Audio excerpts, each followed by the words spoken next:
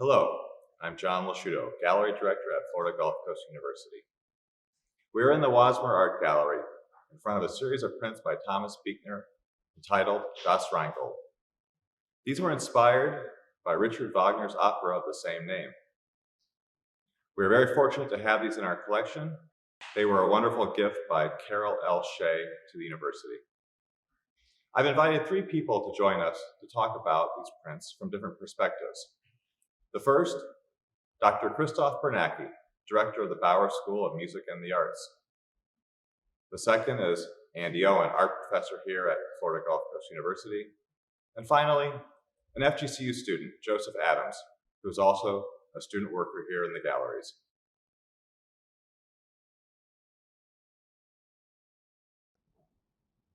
Das Rheingold, or The Gold of the River Rhine, is a prologue, or the first of four operas composed as a tetralogy titled The Ring of the Nibelungs. So the title of each of the three operas that follow include The Valkyries, Siegfried, and Twilight of the Gods, and those four operas are affectionately known as The Ring.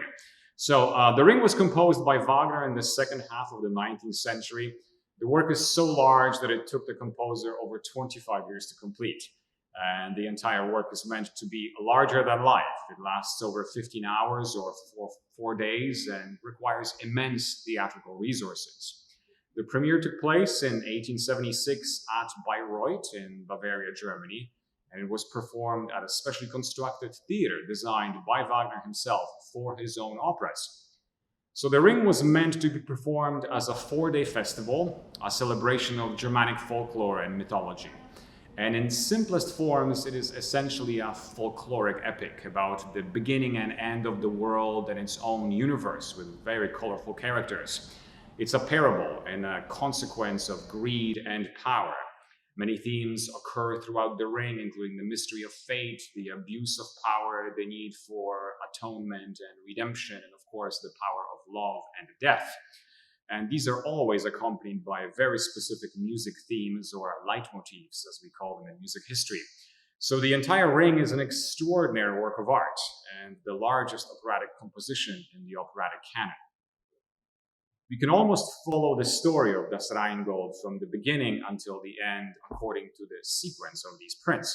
So each print comes with an inscription describing the exact moment or the scene, which is quoted directly underneath each print right here. So when the dwarf Alberich steals the gold, he says in German, "So verfluche ich die Liebe," so I curse love, and that's actually included right here in pencil on the bottom. So it's very interesting how that goes from picture to picture. This is also based on a contrast of dark and light and the use of the shadows and the so-called chiaroscuro technique.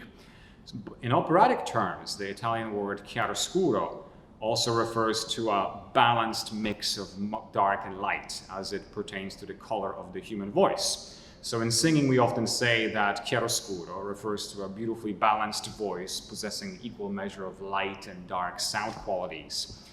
Also, the specific use of light, actual light in these prints. When we look at these prints, we almost see a theatrical lighting design, revealing just the right amount of detail and keeping much of the prints in the shadows. We can almost see specials and spots and full frontal lighting on these prints as it illuminates the action. I also think that these prints could serve as very interesting sketches for a production design or some very cool directorial concept for Das Rheingold. Also, when we look at these prints, we get the sense of how large they are, the size and scope of Wagner's project. So this corresponds very well with the immense ego of the composer. Richard Wagner was a celebrated megalomaniac. He had the biggest ego of all classical composers. His ideas were so grand that we often refer to Wagner as a one-man artistic movement. So it was Wagner who came up with the whole concept of Gesamtkunstwerk, or complete work of art, or the synthesis of arts. It refers to opera as artistic creation including many different forms of art, which in this case it includes music, operatic singing, the story or the libretto, which Wagner wrote himself, also the set and lighting design, the philosophical concept, and even the architecture of the building where this work was performed. So it was all created by Wagner. It was all enshrined in artistic mystery meant to elevate the status of the artist.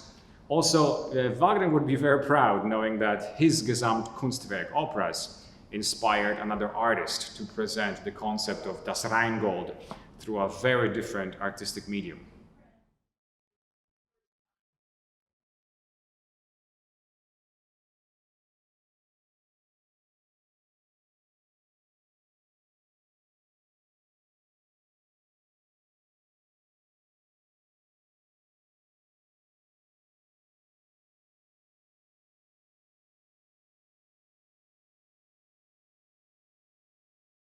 This suite of prints was created using glass plates, and these prints are known as vitreographs. In 1988, Tom Buechner visited his dear friend Harvey Littleton in Spruce Pine, North Carolina.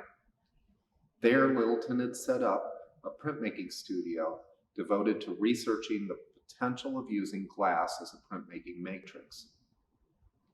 Buechner has captured many of the qualities that this medium has to offer with the rich range of values and raw expressive energy in these prints. Buechner does a masterful job of illustrating the Das Rheingold story in this series while also demonstrating the true expressive power of vitreography as a medium for printmaking.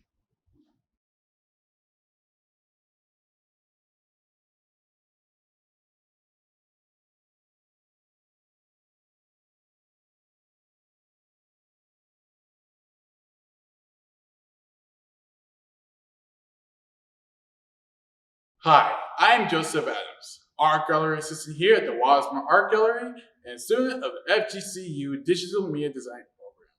And here I would like to talk about my experience and opinions on the Das Rheingold collection by Thomas Buechner. Now, my first time trying to research on the Das Rheingold collection, I was very ecstatic because learning about how stories of mythology and folklore with figures such as Odin and Loki have really caught my attention. It made me want to discover more on how stories of how these figures could still be implemented in stories of today's society. And throughout my research, I have learned more on how not only could that be a possibility, but the way of how Richard Wagner, the original composer of Das Rheingold, had made it to where he could tell a story in a more dynamic and exquisite way of teaching these lessons of corruption and greed.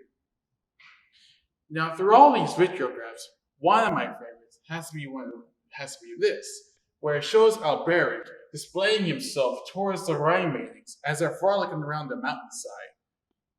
And this is my favorite because of the way that it shows a dynamic angle towards Alberich and towards the mountainside where the Rhine maidens are at, with the black and white shadows casting a huge dynamic light across Alberich, and the way that the Rhine maidens are just around the mountainside, just having fun and just enjoying a good time.